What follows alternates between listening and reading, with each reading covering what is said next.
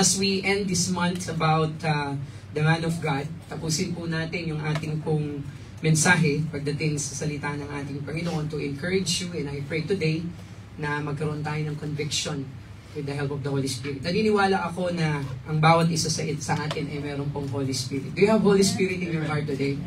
Kasi kapag tayo po ay may Holy Spirit, kahit ano po yung itulong, whatever teachings that we can hear in this pulpit, we will respond, we will be convicted. Because we understand that it's all about the Holy Spirit will convict us. Amen? Kaya panalangin ko po mga kapatid, my prayer today, na lahat po tayo ay mahamon sa salita ng ating Panginoon. Because today we are going to talk about the mission of the man of God. Siguro you're going to ask me, what am I going to do with my life here in abroad or my life in the Philippines? So ang ating buhay mga kapatid, for sure it's a common knowledge that we have to fulfill the things that we want in our life. To fulfill our ambition, our dreams, to provide for our families. Kaya nga, the reason why we came here to help our families, which is fine, it is noble.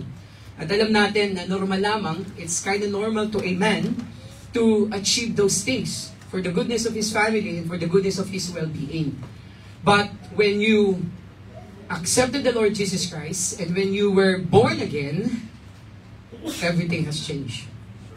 Gusto ko maintindihan nyo mga kapatid that the Lord is not killjoy when it comes to our personal dreams and personal ambitions in life.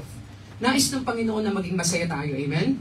Kaya nga, nais niya as our Heavenly Father in above or in this world or in the years to come or in the eternal life, nais ng Panginoon na maintindihan natin that we have a relationship to our God the Father. And He is willing to be a supporter, to love us, and for us to be, to be happy in this world. But the world, the things that make us happy is not the things that the Lord wants us to do when it comes to His will. So yung salitang happiness in His word, in His will, it's quite a big difference sa happiness na meron ang sanlibutan ito. Kaya nga as a new creature, as a new man of God na nakakilala sa ating Panginoon, mas magandang maintindihan natin that the Lord doesn't want us to set aside our ambition, but make a priority to His mission and to our mission na rin in our life. So the top priority is to see what is the mission of the Lord in every one of us as a saved individual. At naniniwala ako mga kapatid, lahat tayo saved. Are you saved today? Wala tayong first-time guest. At lahat, at alam ko, maintindihan nyo that whatever the Lord is telling us to do, or the mandate in our life, talaga namang alam natin na ito'y nais ng Panginoon at makakabuti sa atin. Didn't you know that we were made for a mission? Not only that we became a part of the Lord's creation, but right after na tayo po'y nakakilala sa Panginoon, tayo po ay naging part ng Lord's mission. At yung mission ng Panginoon na yan sa atin, nais niya magawa niya rin yan. Magawa rin natin yan sa ating buhay. Alam niyo po, ang ating Panginoon, He is at work when it comes to His mission in this world. But He wants us to fulfill that mission. Pwede naman ang Panginoon ang siyang magligtas ng sanlibutan. Diba? He is powerful. He can do whatever He wants as it pleases Him. Pero bakit tayo ay inatasan na maging co-laborer ng ating Panginoon when it comes to saving an individual unto the Lord? Yung assignment na binigay sa atin ng Panginoon, this is our mission. At nais ng Panginoon na tayo ay maglingkod sa Kanya not only in the ministry as the body of Christ in the church, but also in a mission in the world. Yung ministry natin mga kapatid in the church, after we got saved, we got baptized, we involved in the ministry, we forwarded. And we all know, we have different ministries in the church. Didn't you know that your ministry is your service to believers? Ano? Tama yun na we are serving the Lord in the church. Pero hindi po pwedeng nagsiserve tayo sa Panginoon na hindi kasama ang kapatiran. We do serve the Lord with brethren. Okay? Kaya hindi po pwede na, I'm serving the Lord. Tapos may kagalit ka in the ministry. It's not possible. Because you are serving God through the ministry, through the people. So ganun ang sistema. Kaya hindi po pwede dito na primadona ka. Na kapag ikaw ay, di ba, gusto mo yun yung gusto mong gawin sa ministry and you're not cooperating with other believers. No? If you're saying you're serving the Lord, you must cooperate and help other believers as well. Hindi po pwede, gusto mo lang yung gawin mo sa ministry. We are in the body of the Lord. And your ministry is your service to the believers as you serve the Lord. And by the way, speaking of the ministry, we have our new ministry in this church. At tinap ko po si Sister Freya to get this ministry. I've been praying for him, for her. At ang tawag po sa ministry ito ay publishing ministry. Magkakaroon po tayo ng newsletter at nakadikit na po yan dyan. Ano pong magiging work at magiging tinatawag na role ng chief servant natin sa publishing ministry? So she will be the one be responsible in a different activities na nangyayari. Maybe visiting missionaries or siguro pupunta tayo sa ibang mga simbahan to minister there. Siya yung magpuput it into paper. Ano? So everything that will happen, activities like the ones concluded sports fest, ilalagay yan po mga kapatid. At kung meron mo yung mga articles na pwede kayong isama, if you want to help to that ministry, if you want to have this involvement, magsabi lang po kayo kay Sister Freya and you're going to have your portion on that newsletter. Maybe an article, maybe an encouragement quote, or meron kang testimony na gusto mong ilagay sa papel or in writing. You can involve in our publishing ministry. Kasi total naman, nauuso na ngayon yung social media at alam ko yung iba sa inyo, magagaling kayong mag-post. And you have your own terminologies in social media na hindi minsan ko naiintindihan, di ba? Meron kayong mga POV. Ano yung POV? Di ba? Kaya, yung po yung gusto nating maintindihan. To counter yung sa social media. Instead of doing whatsoever things in social media, mag-involve na rin kayo dito sa ating publishing ministry. So your ministry is your service to believers. Wherefore, sabi ng 1 Colossians 1:25, wherefore I am made a minister according to the dispensation of God, which is given to you to fulfill the word of God. So that's our ministry to the believers. And our mission is our service to unbelievers. So hindi natatapos doon. Kaya nga, the reason or the ones in the mind of the Lord, after you got saved, hindi na lang basta tayo ay nag-i-involve sa ministry, hindi lang yan tayo basta nagpapagamit ng ating mga talento, kundi magamit din tayo sa iba, sa labas, para sila'y maakay din natin sa ating pong Panginoon. Okay? So, given na yung ating family kasi they are our Jerusalem. Number 1 yung ating pamilya, ating mga magulang, na maakay natin sila sa ating Panginoon because our mission is our service to unbelievers. So, hindi po pwede na nandito lang at tayo-tayo lang. Sa akin lang, mga kapatid, no? Siguro I would have this most noble or we should say reasonable, okay, sabihin na natin katanggap-tanggap, valid reason not to win souls anymore kasi meron na tayong ministry. It's easy for me to say, I'm not going to focus on my mission field. I'm going to focus in the ministry because the people are coming every Thursday, every Sunday. So I have to focus my attention and my study only to prepare the Word of God and the lesson to these believers. Doon na lang ako magpo-focus to the ministry. But it's not. I'm not going to live a life with what is biblical and I am not going to fulfill our motto or our, what do you call that? The one that we are in, life mission in our church, our mission statement in our church. What is that? Thus said the Lord. And we have to teach the whole counsel of God. Hindi pwedeng nagme-minister ako, pero yung aking mission field ay aking napapabayaan. Kaya nga, regardless of what's your situation in life, wala naman sigurong magsasabi dito na napaka-busy ko po, Pastor. Lahat tayo busy. Kaya nga maintindihan natin na kailangan natin yung mission toward unbelievers. Bakit? Yun yung tanong eh. Bakit? It is because of sin. That's the number 1 reason why we need to share and to reach them. Kasi yung kasalanan ng sanlibutan ito, nag-i-evolve na. Kung yung dati, you can actually identify between red and white, between black and white. Now, it's hard really to identify, kasalanan na ba yan ngayon? Parang hindi na siya kasalanan. Kasi majority na ng ginagawa ng tao, parang pagtanggap ng lipunan, tanggap na rin ng Diyos. Nakakalungkot isipin na ganyan ang sitwasyon natin, especially in Dubai. Tama?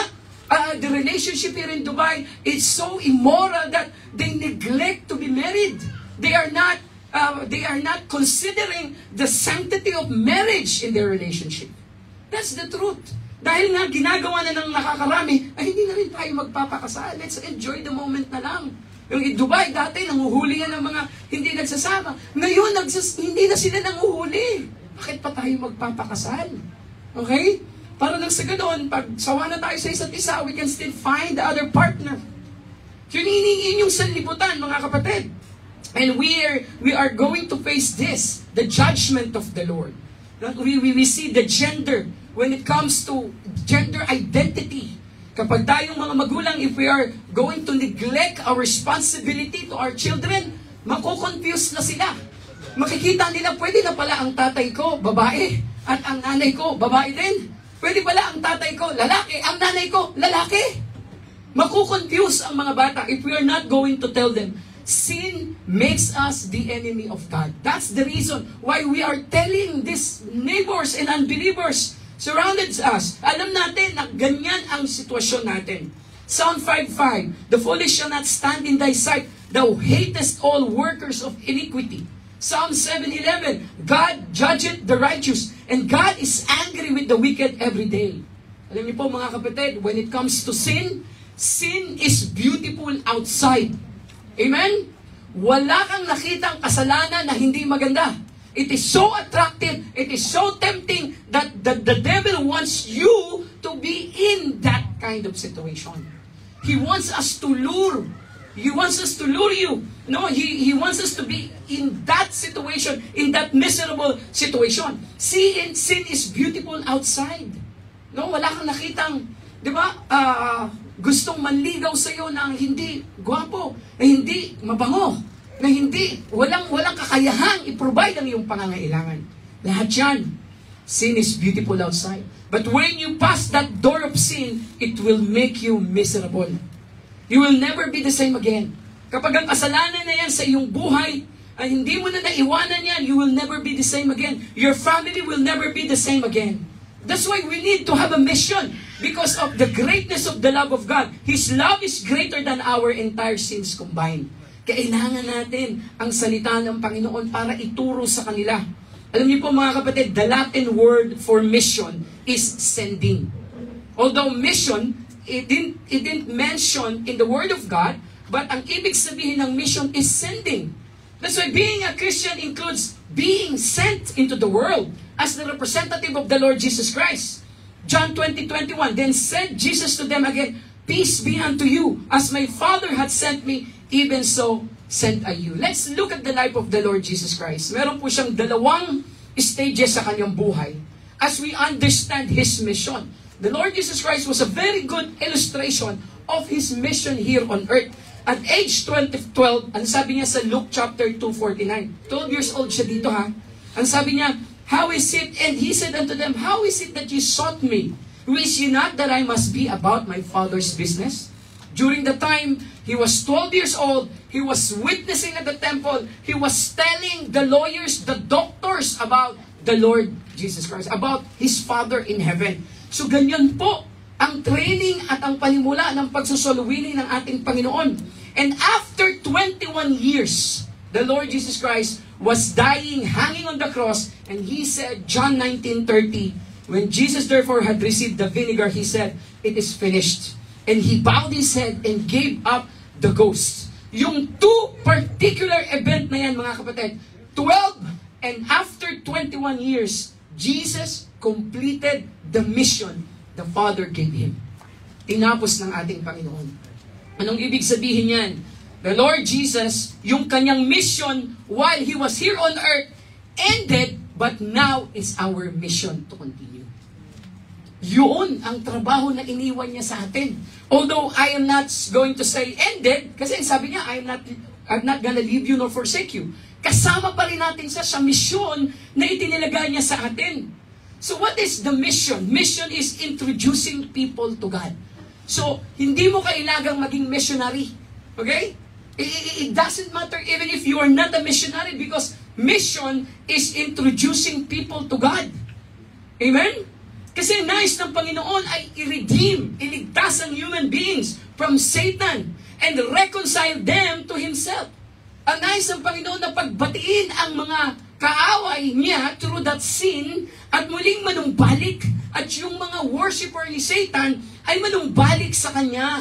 To be a part of His family, to love Him, to become like Him, to serve Him, and to tell others about Him. Kaya nga nung tayo nakakilala sa ating Panginoon, mga kapatid, that's the mission of the Lord to us. That's the mandate of the Lord to us. He uses us to reach others. Sinong gagamitin niya? Kalabaw? Hindi niya pwedeng gamitin ang kalabaw. Sinong gagamitin niya? Tama? Yung mga unsaved? Hindi. Tayo na iniligtas niya. Make sense, di ba? Sinong makakaunawa nito kung walang Holy Spirit sa kanyang buhay?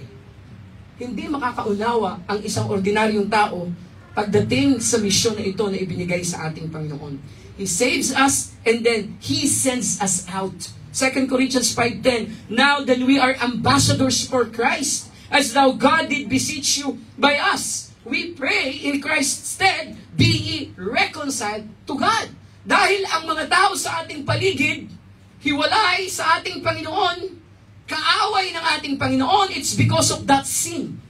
Kaya kailangan silang ma-reconcile, maibalik sa ating Panginoon sa pamamagitan natin. The Lord wants these people to come back in His presence through us, the one He is going to use. Ano po yung kahulugan ng mission natin sa ating buhay? What is the importance of that mission in our life? Alam niyo po mga kapatid, fulfilling our life mission on earth is very important, right? As part of our glorifying the Lord in our life. We need to be intentional. We need to be serious. It means we have to make it for a purpose. Dahil alam natin na kung ating pong gagawin ito seriously, ibig sabihin, we have a purpose in our life to glorify our God. So gusto nating maintindihan yan mga kapatid. These are several reasons why our mission is so important. Number one, your mission is important because it is a continuation of Jesus' mission on earth. Imagine niyo yun. Diba? Nung siya'y namatay sa krus ng Kalbaryo, it is finished. And then He gave that power. He gave that Holy Spirit to the disciples na i-continue nila yung pangangaral ng salita ng ating Panginoon. So you, baka sabihin, baka iniisip mo, Pastor, disciple na ba ako? So, what do you call yourself? Kung ikaw ay tagasunod ng ating Panginoon, then you are a disciple. At part ka ng misyon na yan ng ating Panginoon. We have to continue what Jesus started. Dahil ang nais ng Panginoon, hindi lang po tayo, Jesus calls us not only to come to Him, but to go for Him. Diba? Gusto ng Panginoon, lumapit tayo sa Kanya. Pag may pangangailangan tayo. If we need something, we are coming to the Lord. But are we willing to go with the Lord? Outside and proclaiming His Word? Your mission, our mission is so important that Jesus repeated in His Word 5 times in the book of the New Testament. 5 different ways, in 5 different books in the New Testament. Alam naman natin ito lahat. Matthew 28:19-20, Mark 16 verse 15, Luke 24:47, John 20:21, Acts chapter 1 verse 8. Hindi pa ba sapat na yung mga konteksto at mensahe ni yung 5 kong nabanggit, right? Isn't that enough that the Lord is so serious and the Lord is our commissions from Jesus, our commission to witness to the lost, it is not even optional. Alam niyo po ba na wala tayong choice dito? Mapagsuway sa ating Panginoon. Disobedience. And letter B, not only disobedience ang ating kakahantungan, God holds us responsible for the unbelievers who live around you. Especially kung mga magulang mo yan na hindi makakilala sa Panginoon. Ang sabi ng Ezekiel chapter 3 verse 18. Andyan po yan sa screen in English, but I'm going to read it in Tagalog. This is one of the consequences if we're going to neglect this great mission that the Lord has given to us. Ano sabi niya Ezekiel 3:18-19? Maaaring ito'y hatol na kamatayan para sa masama kapag hindi mo sila pinagsabiliang lumayo sa kasamaan. Mamamatay sila sa kanilang kasamaan, ngunit pananagutan mo sa akin ang kanilang kamatayan. Verse 19, ngunit wala kang pananagutan kung ayaw nilang talikdan ang kanilang kasamaan, matapos mo silang babalaan. Amen? That's why we just need to fulfill our part. Hindi natin part, Sister Freya, na i-force sila. Hindi. Ang part natin ay yung ibahagi sa kanila. And then, yung part ng pagtanggap, it's up to them. Yung part ng pagtalikod sa kasalanan, it's up to them. At kapag nagawa natin yun, wala tayong pananagutan sa Panginoon. Tama? Ano yung madalas nating inaayos dito sa atin, sa buhay natin sa lupa? Relationship natin sa ating katrabaho. I'm not saying that's bad. Pwede naman. Pero alam niyo yung hihingin sa atin ng Diyos sa langit, in the judgment time, yung kaluluwa na pinalagpas natin sa ating mga kamay. The very blood of that person, hihingin yan sa atin ng ating Panginoon. We must warn them so that they may live. Diba? Paano sila makakaranas ng pagkakita ng kanilang sitwasyon sa kasalanan? Paano nila marirealize that they are living in sin kung walang tao na magbabahagi sa kanila ng salita ng Panginoon? At mamamatay sila sa kanilang kasalanan. And the Lord says, I will hold you responsible for their death. Alam niyo mga kapatid, sometimes we are the only Christians some people will ever know. And our mission is to share Jesus with them. Alam niyo po mga missionaries natin, they cannot go to any places. Alam ng bawat missionary na hindi nila kayang ma-witness ang lahat. The same thing din sa atin. Alam ng Diyos na hindi mo pwedeng mabahagi ang lahat kasi hindi ka naman missionary unang-una. Even the missionaries, they cannot do that. But anong ibig sabihin dito mga kapatid? Pero yung mga tao, these people that the Lord allows you to be with, these very people that you encountered with, no? And there's no accident with that. There's always a purpose. If someone will meet you, or if you meet someone outside, alam ng Panginoon na yung tao na yan, dapat nababahagian na yun ng salita ng Panginoon at dapat maintindihan niya that he is going to heaven once he die. Pero once we miss that, hindi natin sila natutulungan sa kanilang buhay. Our mission is to share Jesus with them. Dapat i-prioritize po natin yung responsibility. Okay? Kasi alam natin kung bakit dapat natin ito ginagawa. Sabi ni Walden author Henry David Thoreau, ang sabi niya dito, one is not born in the world to do everything. Magagawa niyo ba lahat? Tama? Maganda yung quote niya. One is not born in the world to do everything. Yung span ng buhay natin sa lupa, kaya ba natin gawin lahat? Given the fact that you have the privilege and blessing to go anywhere, to travel, ang tanong, malilibot ba natin lahat? Maaring may mga iilan na tao na nakagawa niyan, pero hindi lahat magagawa natin. Okay? Pero ang sabi niya, one is not born into the world to do everything, but to do something.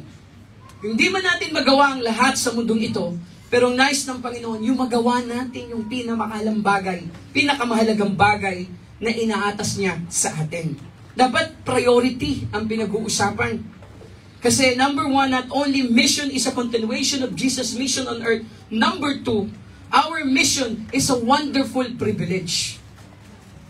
Alam niyo po ba, do you agree with me when I say that our mission or sharing the Word of God to other people is a wonderful privilege? Pag-uusapan natin ngayon yan. Bakit maraming mga Kristiyano pinapalampas yung ganitong pribilehiyo? Alam niyo po mga kapatid, although this is a big responsibility, pero mga kapatid, it is just an amazing fact to know na tayo ay pwedeng gamitin ng Panginoon. Hindi ba nakaka-bless for such a wonderful privilege na pwede tayong gamitin ng Panginoon? Sino ba naman tayo sa harap niya? Tama? Yung ating mga magulang nga, nahihirapan nating i-win dati. Ayaw nga nilang maniwala na meron ng pagbabago sa ating buhay. Yung mga classmate natin, yung mga kapitbahay natin, our neighbors, our moms, sometimes our relatives, it's hard for them to know that we are a new creature and we have a new life now. Sino ba naman tayo in the past? What was our life before? We were wicked. We were, ruined by sin. Pero sa biyaya ng ating Panginoon, He gave us this opportunity to be used of Him as a channel of blessing to other people. Kaya nga mga kapatid, isang malaking pribilehiyo that the Lord partnered with us. to build His kingdom. Imagine mo yung Brother Dino? Tingnan mo lang yung sitwasyon mo as a saved individual. The Lord wants you to be His partner in building His kingdom. Nais ng Panginoon yan. 1 Corinthians chapter 3 verse 9. Kami parehong manggagawa ng Diyos. Co-laborers with the Lord. We are workers together with God. Nung sinicure ng Panginoon yung ating kaligtasan, and He put us in His family, He has given us the Holy Spirit, and then made us the representative in this world. What a great privilege. Kung yung ibang tao ayaw magtiwala, but the Lord entrusted us for this task. Amen?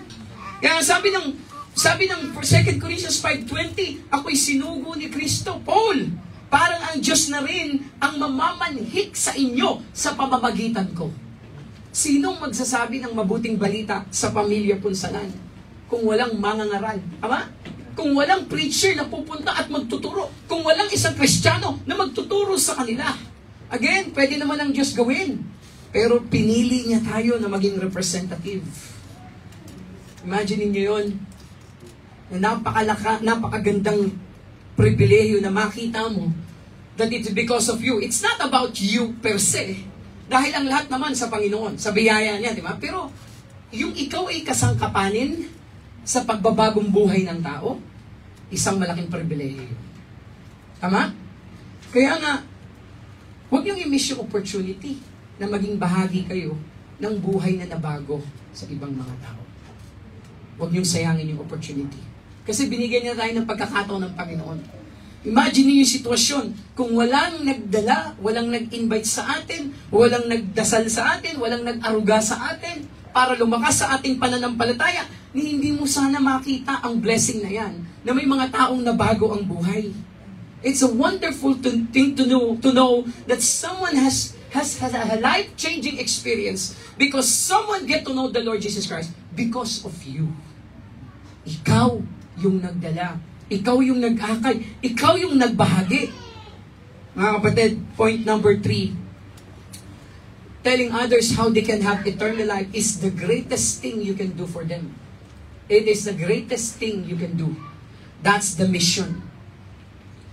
Alam naman natin to mga kapatid, kung ikaw ang naka-invento, if you're the one invented the cure for AIDS and cancer, it would be a criminal to withhold that medicine. It is a criminal case for that life-saving information not to give to that patient. Sa situation natin yun, sa lupa. Alam niyo po ba that even worse, if you keep the secret to the way of forgiveness and purpose, peace, and eternal life. And instead of sharing that to other people, you keep it with yourself. Alam mo na ang Diyos ang pagpapatawad. Alam mo na matatagpuan sa Kanya ang purpose ng buhay. Alam mo na sa Kanya ang kapayapaan. At higit sa lahat, do you know that eternal life comes with the Lord? And you keep that secret. Napaka-selfish mo naman. Amen? Ikaw lang ang pupunta sa langit? How dare you? Tama? How dare me? Kung ang ganun ang sitwasyon natin. Alam mo tong mga bagay na to, pero hindi mo maibahagi sa ibang tao. Galing ka sa magulong pamilya.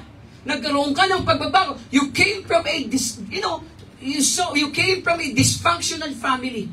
But when you came to know the Lord Jesus Christ, your life has changed. And you are heading towards a good, not perfect family, but a godly family serving the Lord. Galing ka sa dysfunctional family, ha?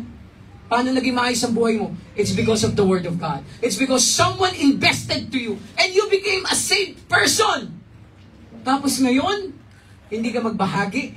Dapat maghanap ka ng dysfunctional family din para maakay mo sila sa Panginoon. Kasi doon ka galing eh. Are you not thankful with your life today? That even if you came from this family, naging maayos ang lahat dahil sa Panginoon? Pero bakit mo pinagdadamot dyan, ibahagi sa iba? We have the greatest news in the world. And sharing, it is the greatest kindness. Alam niyo po ba, we do want to share Christian life or attitude towards other people. We want to help in so many ways. We want to be kind. Tama? Siyempre, kalakip ng pagiging Kristiyano, yung kindness. Kapag hindi ka kind, it gives question mark in your life. Kasi Christians should be kind. Tama? Pero alam niyo po ba, the greatest kindness is to share the Word of God to other people. Kasi bigyan mo ng pagkain yan. You also, you're kind. You help hungry people. That's fine. But they are going to consume that for how many days? Or even minutes or hours. Ubus agad yan. If you give grocery items to the jobless man, ubus agad yan. But if you're going to give them the Word of God, it will give them hope and encouragement and faith. And that things God will use in order for that man, instead of begging fish, will learn how to get fish. Tama? Ganun ang sitwasyon natin sa ating buhay. And I always see myself on that kind of situation. Na miserable ang buhay, pero binago ng Panginoon, nagsimulang mangarap at bumalik uli sa kalooban ng Panginoon at naitaayos ang lahat. Mga kapatid, dapat nating maintindihan yung gravity ng pagbabahagi ng salita ng Panginoon. Tingnan mo na lang ang sarili mo sa salamin kung wala ang salita ng Panginoon. Nasaan ka ngayon? Just look at yourself in front of the mirror. Without the goodness of God, without someone who shared to you the Word of God, where are you right now? Baka masamang tao ka ngayon. Baka mamaya, maybe you have a pretty good job, you have lucrative salary, you have a greatest position, but you are living in an immoral way. Anong klaseng buhay? What kind of life is that? Mga kapatid, the problem a long-term Christian, ito lang. When I say long-term Christians, yung mga matatagal na sa pananampalataya. You know guys, including myself the problem of you is this. You tend to forget how hopeless it felt to be without Christ. Nakakalimutan mo na minsan wala ka sa Panginoon at napaka-miserable ng iyong buhay. Sa tagal mong naglilingkod sa Panginoon, nakakalimutan mo na yan. Why? Na-overwhelm ka sa blessing ng Panginoon. At nakalimutan mo na that you were so miserable during that time without the Lord. To the point na nakulong ka na yata. To the point na meron ka ng kaso, na blatter ka na. To the point na hinahabol ka na ng mga pinagkautangan mo at tinulongges mo. That's your life before, right? But because of the Lord, you were changed, man. Huwag mong kalimutan yan. Alam niyo po, that's the reason why I'm not stopping this Word of God, sharing to other people. Not because I'm a pastor, not because, even if I did not came to this office, nung time na kung saan, nandun pa lang ako as a song leader, nandun na yung burden sa aking puso. Kasi ang lagi kong iniisip, hindi ko mapapangasawa ang asawa ko without the mission. I will not be able to secure my place in heaven without the mission. Paano ako maaabot kung walang kuya na nagbahagi sa akin ng salita ng Panginoon? Paano ako makakapag-asawa kagaya ni Sister May kung wala ako sa Panginoon? Just imagine that. Tingnan mo yung asawa mo sa katabi mo. Kung yan ay nakilala mo in the church, or someone introduced to you, or isa sa same individual, pasalamatan mo ang Panginoon. Kasi kung hindi dahil sa misyon, wala yan. Amen? Blessing ba yung asawa mo? Blessing ba yung pamilya mo? Blessing ba yung nanay mo na matapat sa Panginoon? Kung walang misyon, wala tayong lahat. Mga kapatid, wala tayo sa Panginoon. Na tayo walang hiya sa kasalanan. Ganyan po ang sitwasyon, mga kapatid. Kaya maintindihan mo lang na habang tumatagal ka sa Panginoon, huwag mong alisin. You will never forget that. You became like that. You were miserable during that time. Ultimong pangbili ng sigarilyo, hinihingi mo pa. You remember that? I was that kind of man before. Kung saan may inuman, doon lang. Life is so miserable during that time. Mga kapatid, always remember this. That no matter how contented or successful people appear to be, without Christ, they are hopelessly lost and headed for eternal separation from God. Kahit gaano pa ka-successful yan, mamamatay yan na wala sa Panginoon. At masusunog yan sa impyerno. That's why, Jesus is the only one who can save people. We're not going to stop this mission because everybody needs Jesus. Our mission is continuation of Jesus' missions on earth. Our mission is a wonderful privilege. Telling others how they can have eternal life is the greatest thing we can do. And number 4, our mission has eternal significance. Sa totoo lang mga kapatid, this mission is more important in our job. But sad to say, a lot of people, and even Christians, they're spending a lot of their energy in their job. Pero alam niyo ba mga kapatid, that our job has no even eternal significance?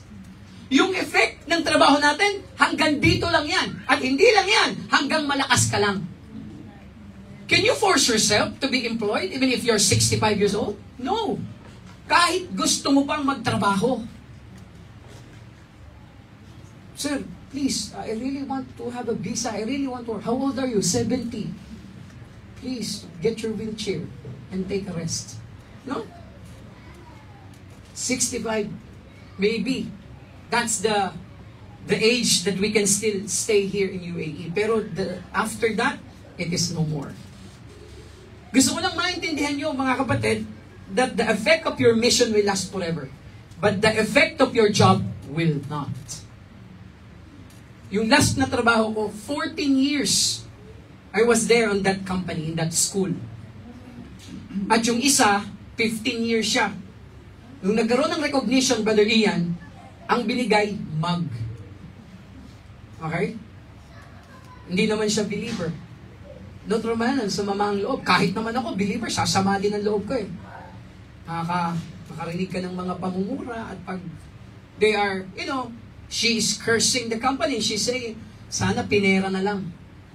O kung pinera yung mug, 50 dirhams. 15 years. Mug. Huh? Eh nakita ko magtrabaho yun, hindi mo ma-absent yun. Doon na nga siya nagkasakit ng diabetes, kakatrabaho. Ngayon, magpo-for good na siya sa Pilipinas. That's the sad thing, Brother Stalin. Even if you gave yourself to your company, your brilliance, your intelligence, your strength, at the end of the day, if they will not need you anymore, you are just a mug of coffee to them. Or a plaque of appreciation to them. And then finally, makakalimutan ka na CJ. Naging empleyado ba dito yung Resty Galigaw? Wala nang nakakaalam kasi lahat bago na eh. Ganun ang buhay. Darating panahon, matatapos lahat. But your mission to the Lord will last forever. And the Lord is saying very clearly that the one you won in the Lord, once na makita mo siya sa heaven, that person will say actually to you, thank you for giving it to the Lord. Thank you for giving it to the mission. Thank you for witnessing to me while I'm living on earth. While I'm on earth. Sabi ng Panginoon, marirecognize tayo ng mga taong nabahagian natin at nadala natin sa langit, sa Panginoon. Ganyan ang epekto niyan. Nothing else you will do here on earth that matters more than helping people establish the eternal relationship with God. Kaya nga, it's kind of bit urgent yung mission natin. Alam niyo kung bakit? Clock is ticking down on our life mission. Kasi hindi natin alam. Bukas, tapos na ang lahat. But yung pag-reach out natin sa sanlibutan at sa mga tao sa ating paligid, huwag nating sayangin yung panahon habang meron pa, habang nakakapaglakad ka pa, habang nakakapagsalita ka pa, while you're still alive, start reaching out the others for mission with the Lord. Meron lang po tayong lifetime to share this wonderful message to other people. But the effect is eternal. Hindi ko sinasabi, mga kapatid, I'm not saying today, this afternoon, Brother Stalin, that you quit your job. No. I'm not going to say that. Don't quit your job and be a full-time missionary. No. And be a pastor. No.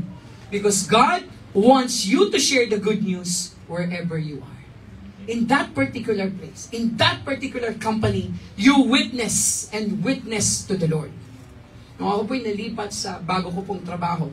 After 14 years in that school, I went to the other school and then I've been there for 2 years. I made a point and I made it a point and I prayed to the Lord na Pagbago pa lang ako dun sa lugar na yun, I'm going to witness as much as I can. And by the grace of God, halos lahat yata ng Pilipino, nakausap na namin ni Sister Ella. At bahagian ng salita ng Panginoon. Sister Ella made a way na ma-invite yung iba at ma-witnessan ko rin. At makakilala din sila.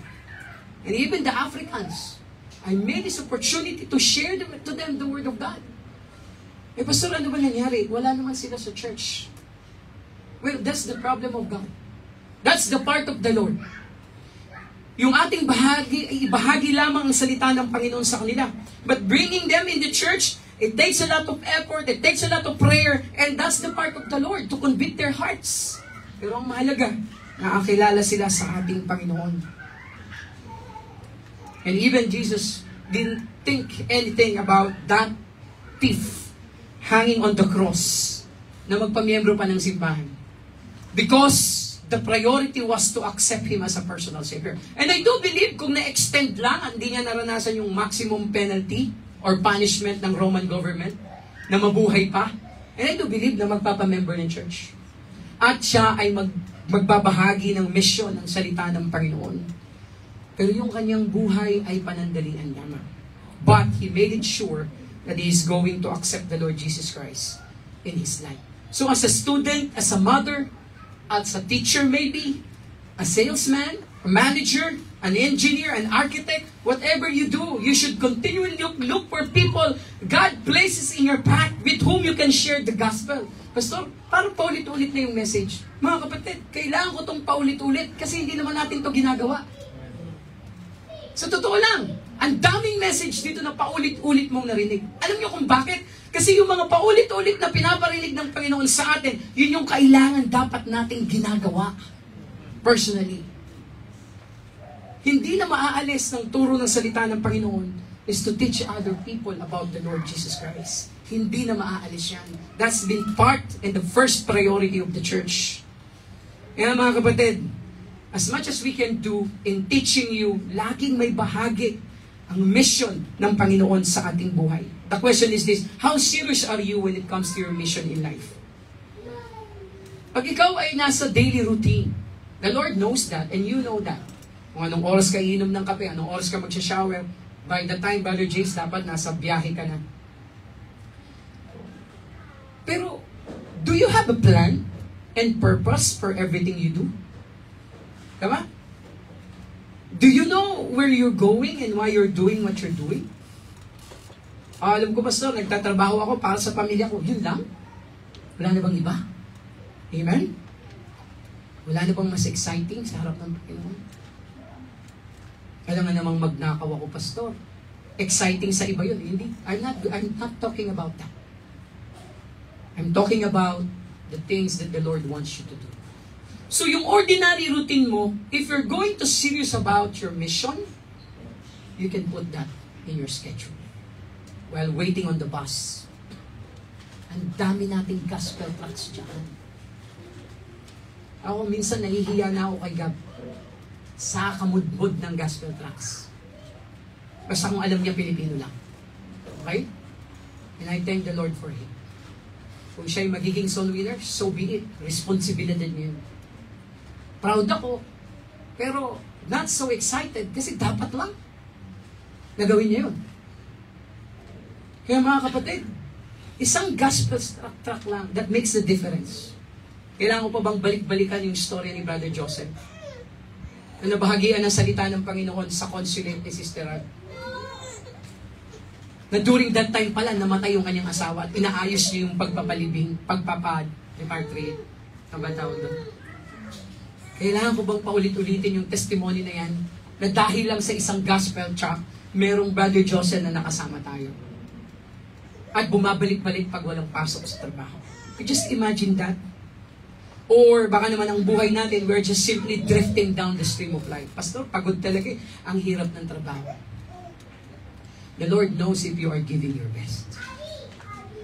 Yan ang dapat na maging thinking natin sa mga oras na ito. Alam niyo mga kapatid, as we close to the end, meron napagandang story. I want you to listen to this. There's an old gentleman that is giving advice to a younger man. Of course, sa aming mga old gentlemen, it's ineffective to give an advice to those younger generations. No? Ako, lagi ko yung ina-advise. Minsan kahit wala namang naghihingi ng advice, pero lagi ako nag-advise. Sinasabi ko sa kanila, ilan taong ka na? 25 pa lang po ako, 24. Grabe ka ha? 25, 24, nasa abroad ka na. Ako, 30 years old na akong nakapag-abroad. Ano pong ibig sabihin? Ngayon pa lang, mag-ipon ka na. Mag-ipon ka na. Gusto ko pa pong maranasan yung mga nararanasan ng OFW. Yung magkaroon ng jacket na faded, tapos magsuot ng kwintas na makapal. Pwede mo namang ranasin yan. Pero, one at a time. You have to say. Kaya ito, sabi niya dun sa kanyang, this gentleman, older gentleman, he gave this a wonderful advice to a younger man. Sabi niya, oh, I know your job. You're young, but it's a shame for you to be away from home and your family so much. Itong young man na to, abroad din siya. And he said, let me tell you something that has helped me to keep a very good eternal perspective when it comes to my priorities. Sabi ng matanda. You see, one day, I sat down and did a little arithmetic. You know? And he said, the old man said, the average person lives about 75 years. Or let's say, 75 years. Pakinggan nyo ito maigi ha. Baka nga hindi na tayo umabot doon, no, Sir Jim? Pero I pray kahit 75. 75 years. Alam nyo ba, that he said that if I'm going to multiply 75 times 52, yung 52, number of Saturdays in a year. Tama? O, diba, may club 52 tayo, yung Sunday. Ito naman, Saturday, 52. So, multiply 75, yung span ng buhay natin, times 52, equals 3,900 Saturdays.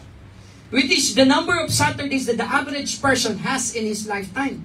So, he explained to the young man, when I was 50 years old, I took this very good principle, but it's too late for me. 50 years old na ako. Kaya bago ko palang natutunan itong great principle na to. But it's fine. I still have 2,800 Saturdays. I've already lost that because I'm 50 years old. So I only have 1,000 Saturdays bago ako mamatay, maybe ng 75. And then, I only have 1,000 marbles to enjoy the things in life. So 1,000, kinonvert niya po ito sa marbles dun sa mga Jolen. I put this 1,000 marbles and put them in a clear plastic container. And every time nasasapit yung Saturday, and every time that Saturday ended, I'm going to get that one marble and throw it away. Every Saturday. And then I came to the point that I have taken one marble out and throw it away.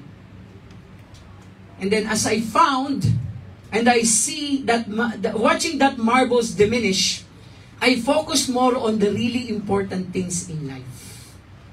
No? Sabi niya, wala nang mas exciting pang tingnan na yung ating buhay ay paubos na dito sa lupa. And we are doing the greatest priorities in life.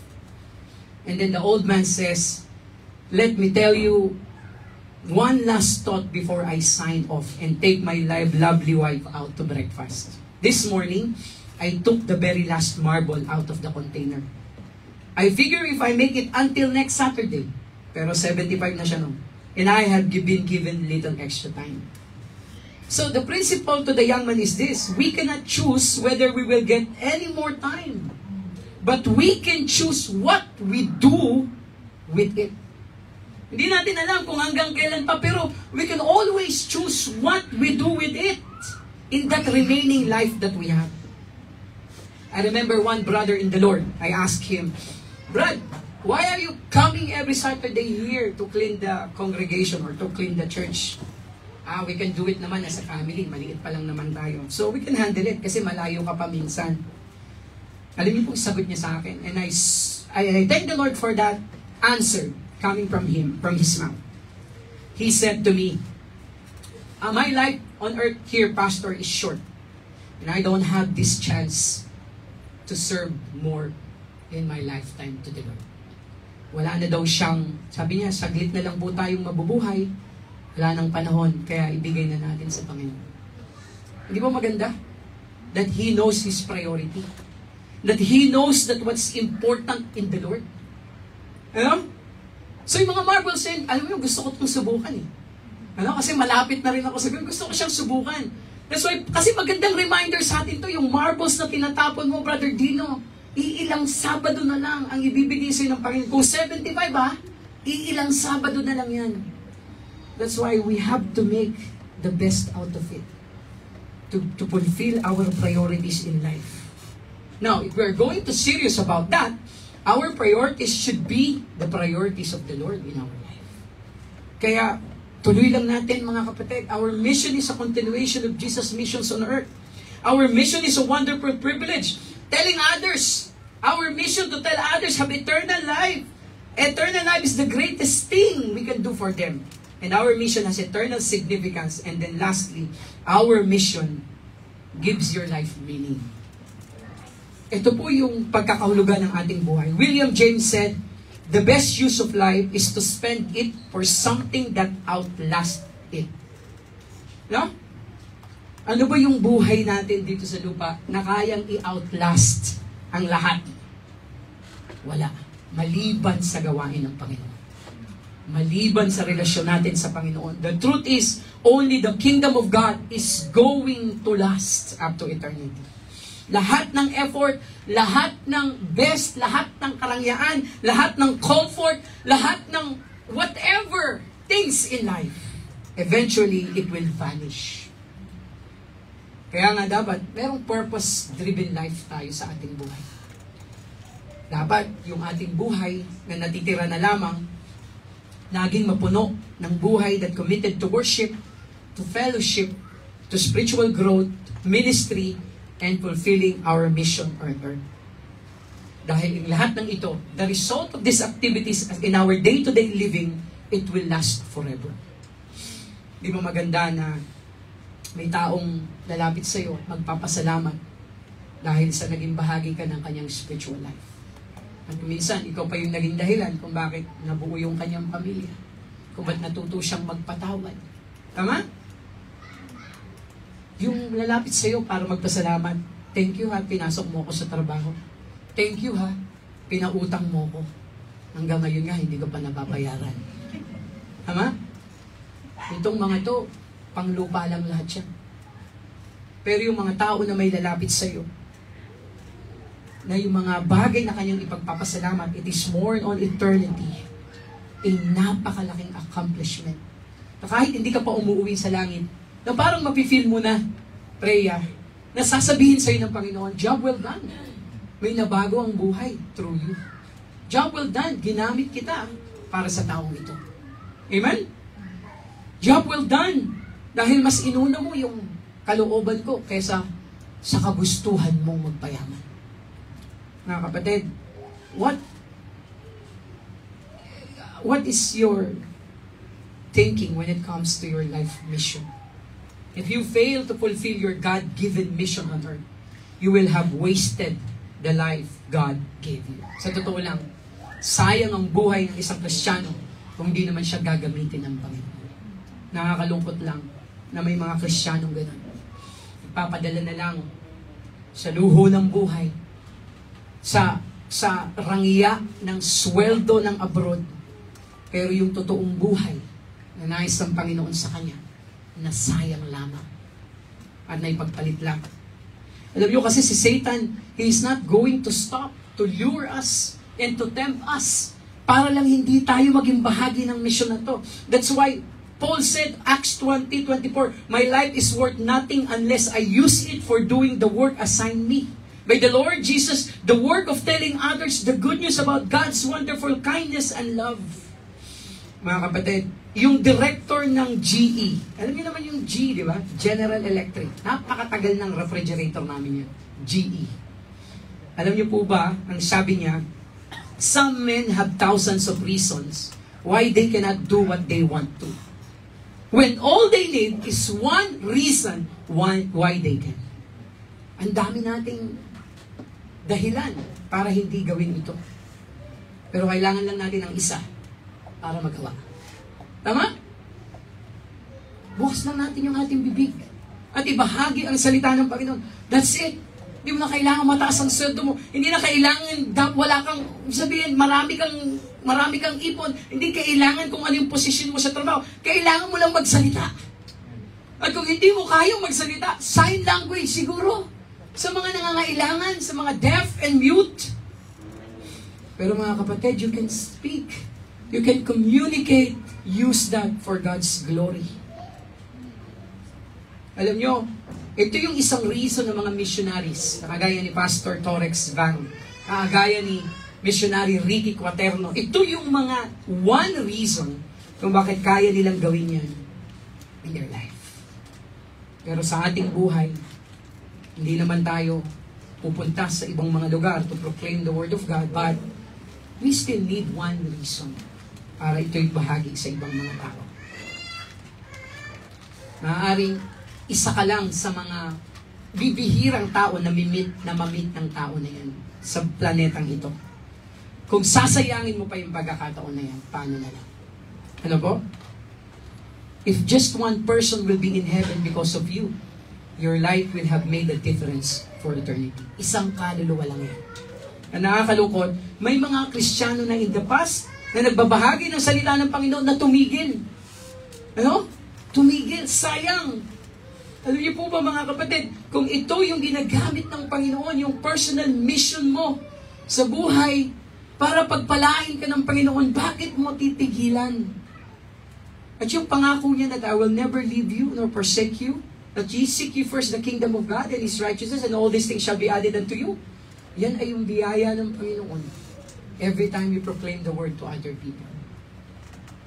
Needs are being met. They're being provided by the Lord. At saksi ko, at saksi ang pamilya ko on how God provided our needs and even our wants sa kaka-serve sa Panginoon sa ministry na ito. Kaya huwag kang matakot if your apprehension is like this. Paano ko na lang po mapulfill yung mga ambition and marami pa po akong gustong gawin sa bahay namin sa Pilipinas. That's not the case. Because the Lord says, I will not leave you nor forsake you, and I'm willing to provide for you. What is your need and what is your wants? And yun po ang ating Panginoon. So your mission is a continuation of Jesus' missions on earth. Your mission is a wonderful privilege. And it is a life, or the greatest thing we can do for others. Our mission has eternal significance, and our mission has a life meaning.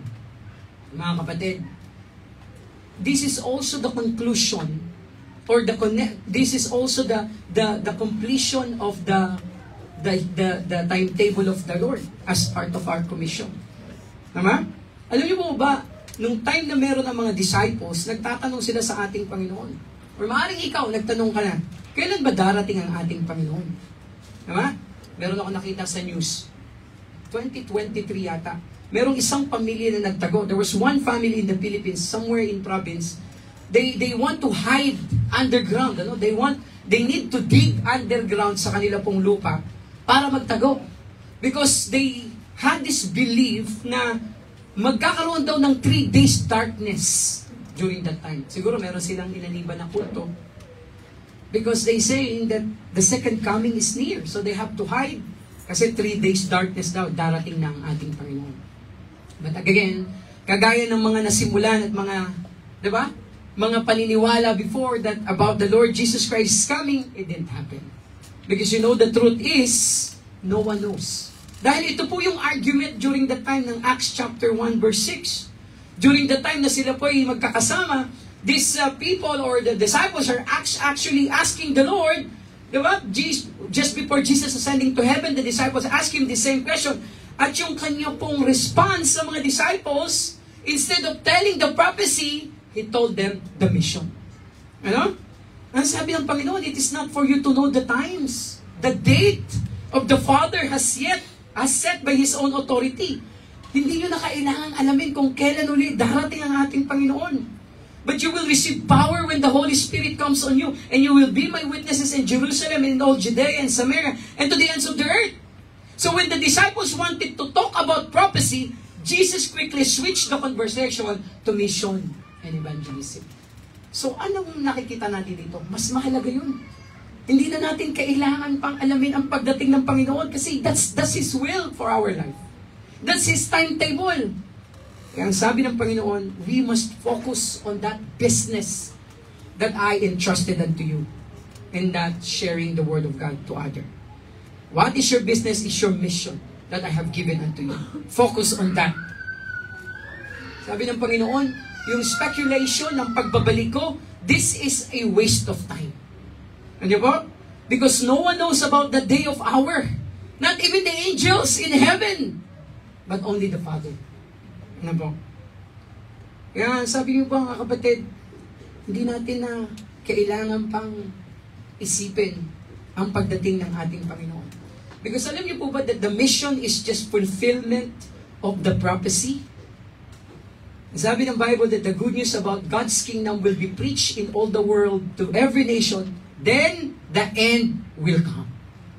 So kung gusto nating mapabilis ang pagdating ng Panginoon, let's help to reach other people. Kasi yun ang fulfillment ng prophecy. Makarinig ang bawat creation ng Panginoon, tao ha, hindi hayop, sa lahat ng bahagi ng sanlibutan. Kaya napapansin natin, the missionaries are increasing. Kasi fulfillment yan ng pagbabalik ng ating Panginoon. Imagine niyo yung privilege that we are becoming part ng prophecy fulfillment ng ating Panginoon. Kasi sa ating sitwasyon, as I close, the devil will give us all kinds of diversions and temptation para lang tayo ay hindi maging bahagi ng Great Commission na ito. Tama? Lahat ng distractions pwede niyong gawin. Maging busy ka sa sarili mo. Di ba? Maganda naman yan. Ma-enjoy mo lahat sa trabaho mo, ma-provide mo sa family mo, sa pag-aaral and everything, sa damit na susuotin, sa gadget na bibilin. Hindi ba maganda naman yan? Kung minsan, di ba? Yung answered prayer sa trabaho, iniisip natin galing sa Diyos. Take note. The devil can answer your prayer. The devil can answer prayer. Meron siyang provision. He is the prince of the world. He can provide you material things. Kaya, kung ang ibibigay sa'yo ay kapalit naman ng iyong pananambahan at yung mission na hindi mo mapupulfill sa Panginoon, it's not from God. And the Lord is, and the devil or Satan is successful in doing you or in giving you that kind of temptation. Because you are becoming far from the Lord. I'm going to lure you with this so that you will be far from the Lord. Mga kapatid, anyone who lets himself be distracted from the work that the Lord has given to us, it is not fit for the kingdom of God. That's just Jesus' statement during that time. So mga kapatid, think about that. What it costs to fulfill your mission. Kasi mga kapatid, if you're willing to fulfill that mission that the Lord entrusted to us, it will require to abandon our agenda and accept God's agenda. Kung magiging seryoso lang tayo sa harap ng Panginoon. You must be willing to give up or yield your rights, expectations, dreams, plans, and ambition to Him.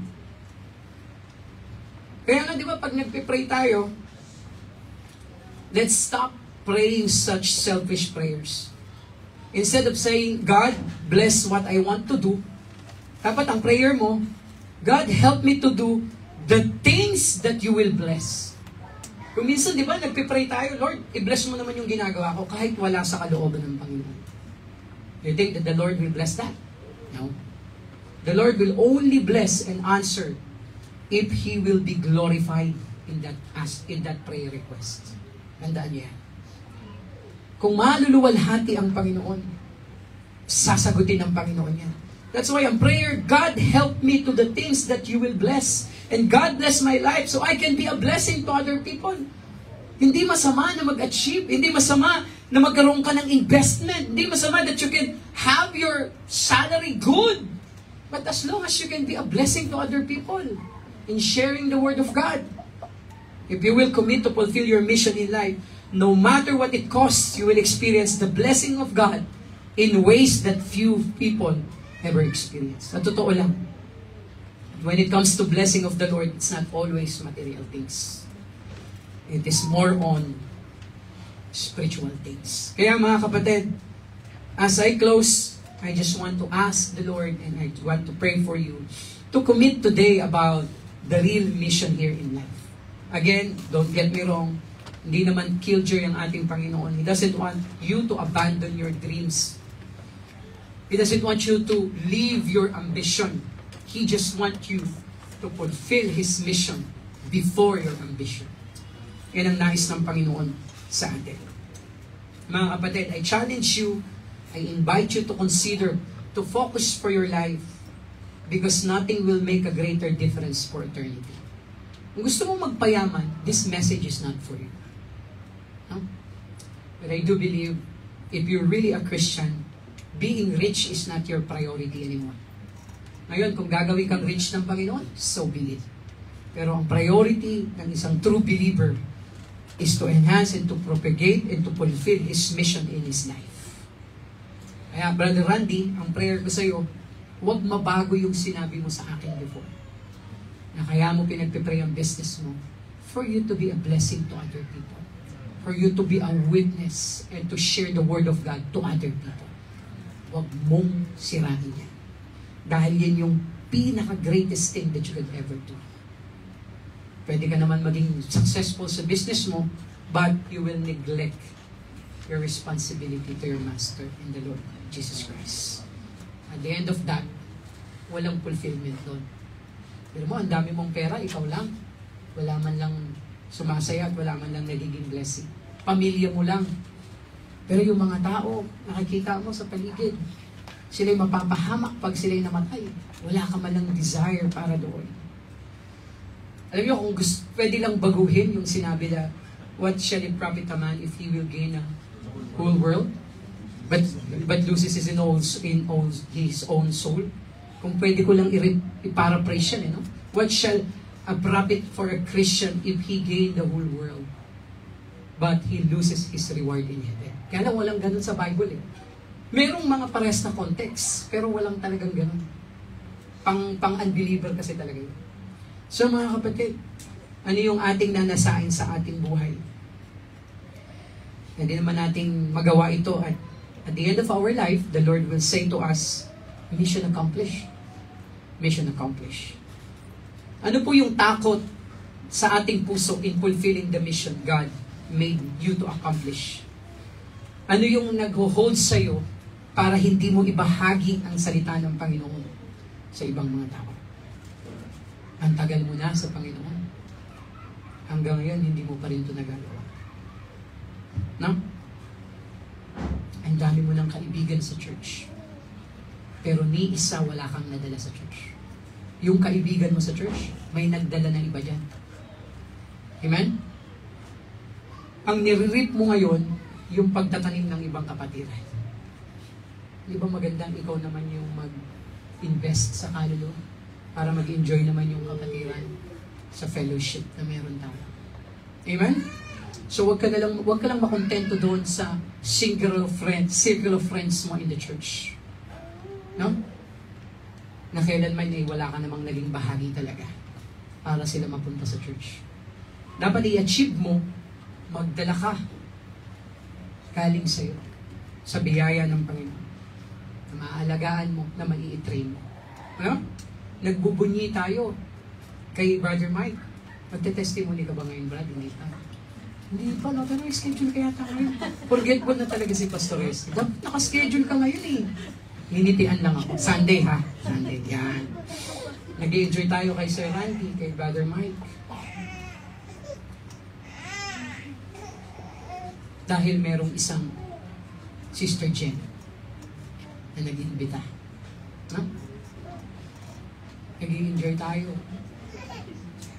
sa ating mga kapamilya sa Ajman. Pero mayroong mga nag-invest sa kanila para sila makasama. Pilitan natin si Sister Maui, si Jace. Nag-enjoy tayo sa fellowship. Ako, enjoy ako na pagkasama si Brother Jace. Ang lakas natin sa basketball. Ha? Nag-enjoy tayo dyan. Alam niyo kung lang saan lang nagsimula yan? Sa isang Facebook message. Amen? Wala sanang Sister Mary. Kung yung Sister Jen nagawa niya, bakit tayo hindi natin ko? Kaya, dapat tingnan mo yung sarili mo. Isang malaking kahihiyan sa harap ng Panginoon na matatapos man lang natin yung ating buhay sa abroad na wala man lang nadala tayo. Na kahit naging bahagi man lang tayo, di ba? At kung meron ka namang nadala, bawa si Brother RV, nadala niya si Brother Dino upon his family. Wow! Blessed na blessed ako sa pamilya. Tumigil na naman si Brother Dino, si Brother RV. Paano na lang? Ha? At ikaw naman, Brother Dino, since dinala ka ni Brother RV, may nadala ba kayo? So, Panginoon, dapat yun naman yung challenge yun. No? Pastor, ang dami kong nadalang kamag-anak. Amen! Pero alam niyo ba na konti lang ang challenge sa mga kamag-anak? Punta ka sa church, ha? Punta ka. Punta yan. Kamag-anak eh. Konti lang ang challenge sa kamag-anak. Ha? Pag hindi ka pumunta sa church, pupunta po ako. Ang challenge sa hindi mo kadugo. Amen? Hindi mo kadugo. Dalhin mo sa church. Pag-pray mo. Diba? Kaya mga kapatid, Pastor, wala na nga tayong pwesto sa church. Hindi mo problema yun. Hindi ko nga pinoproblema yun. Ang problema natin, magbahagi ng salita ng Panginoon. Kung hindi man madala sa church, fine. Masaya ang Panginoon kapag tayo ay nagiging bahagi ng pagpapahayag. Okay? So yung the rest, bigay na lang natin sa Panginoon yan. Sa totoo lang, sa dinami-dami ng ating na-witnessan, wala pa nga sa 1/4 yung mga napunta sa church. Pero mas nalungkot ba ang Panginoon doon? Hindi. We are fulfilling the missions of the Lord entrusted to us. At isang kaluluwa lang makakilala sa Panginoon. At hindi pa yun, ano? Yung impact ng ating ginagawa, hindi lang yung pang-abroad. Kilala niyo si Sister Diane? Yung bunga ni Brother Hubs. Hindi ko na lang babanggitin si Brother March na dito yun na save at ngayon ay naglilingkod ngayon at nagpipreach na doon sa Chaong Baptist Church. Meron pang isa, si Sister Diane. Kung naalala niyo siya, dinala siya ni Brother Hubs noon, parang high school friend mo ba siya, brother? Or parang college friend? Office mate. Alam niyo ba na nasa Thailand na siya? She attempted a lot na makabalik sa UAE, but she decided to stay in Thailand. Mga kapatid, nag-message siya si Pastor Ricky. Nakita niya sa isang church fellowship sa Thailand. Very active. Si Sister Diane.